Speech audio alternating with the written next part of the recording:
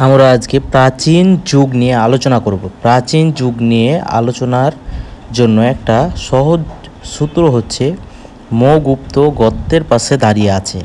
এখানে মো দ্বারা হচ্ছে যে মো বংশ বোঝাচ্ছে, গুপ্ত দ্বারা গুপ্ত বংশ, আর গদ্যের গ দ্বারা বোঝাচ্ছে গৌর বংশ, প দ্বারা বোঝাচ্ছে পাল বংশ, আর সে দ্বারা বোঝাচ্ছে সেন বংশ। মৌর্য বংশের প্রথম রাজা ছিলেন চন্দ্রগুপ্ত। চন্দ্রগুপ্তর পয়ের দিকে লক্ষ্য করলে দেখা যায় চন্দ্রগুপ্ত প্রতিষ্ঠিত করেছিল মৌর্য বংশ।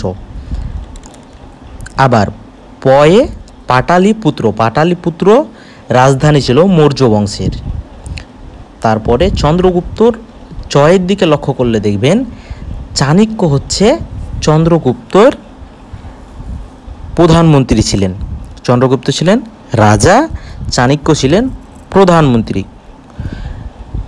চাণক্যের অপর একটা নাম ছিল ছদ্মনাম কৌটিল্য। কৌটিল্য ছদ্মনামটা অর্থশাস্ত্র নামক একটা গ্রন্থের উল্লেখ আছে। মৌর্য বংশের তৃতীয় রাজা অশোক যখন তৃতীয় রাজা থাকে মৌর্য বংশের, সেই সময় একটা যুদ্ধ হয়েছিল। এই যুদ্ধের নাম হচ্ছে কালিঙ্গ যুদ্ধ।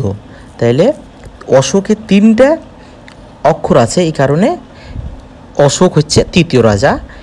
অশোকের শেষ বর্ণে ক আছে, এখান থেকে মনে রাখতে পারি কালিঙ্গ যুদ্ধ হয়েছিল। কালিঙ্গ যুদ্ধের কারণে অশোক রাজার মনে অনেক দুঃখ পেয়েছিল। এই জন্য তিনি বৌদ্ধ ধর্ম অবলম্বন করেছিল।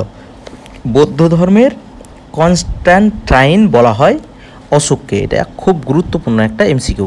গুপ্ত বংশকে ভারতের স্বর্ণযুগ বলা হতো। গুপ্ত বংশের প্রথম রাজা ছিল প্রথম চন্দ্রগুপ্ত। তাহলে মৌর্য বংশের রাজাও ছিল চন্দ্রগুপ্ত, গুপ্ত বংশের রাজাও ছিল চন্দ্রগুপ্ত।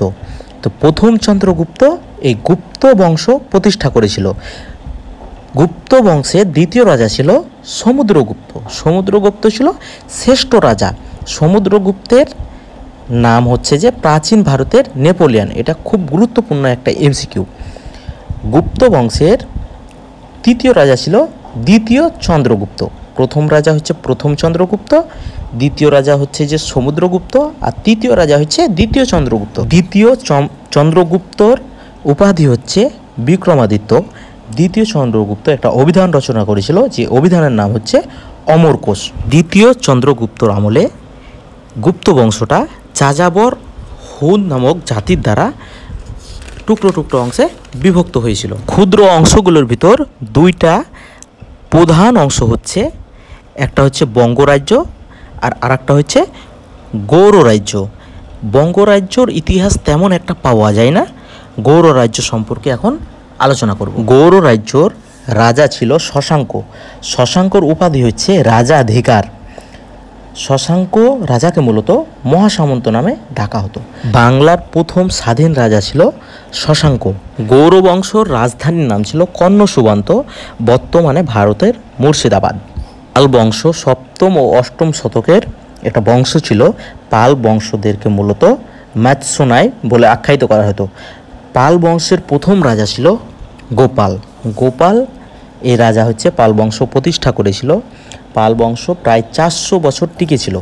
বাংলার প্রথম রাজা ছিল গোপাল। পাল বংশের 2 নম্বর রাজা হচ্ছে যে ধামপাল হচ্ছে যে পাল বংশের শ্রেষ্ঠ রাজা ছিল। পাল বংশের তৃতীয় রাজা ছিল দ্বিতীয় মহিপাল। তৃতীয় রাজার নাম হচ্ছে দ্বিতীয় মহিপাল রাজা যখন ছিল সে সময় কৈবত বিদ্রোহ নামক একটা যুদ্ধ হয়, যে যুদ্ধের নেতা ছিল দিব্য। পাল বংশের চতুর্থ রাজার নাম রামপাল। সন্ধ্যাকার নন্দীর রচিত একটা গ্রন্থ রামচরিতম গ্রন্থ থেকে রামপাল সম্পর্কে বিস্তারিত ধারণা পাওয়া গেছে। 5 নাম্বার হচ্ছে সেন বংশ প্রথম রাজা ছিল সামন্ত মূলত সেন বংশ প্রতিষ্ঠা করতে চেয়েছিল। তিনি বৃদ্ধ বয়সে এসে সেন বংশ প্রতিষ্ঠা করতে চেয়েছিল, পুরোপুরি প্রতিষ্ঠা করতে না পারায় মৃত্যুবরণ করেছিল। তার সন্তান হেমন্ত সেন বংশ প্রতিষ্ঠা করেছিল।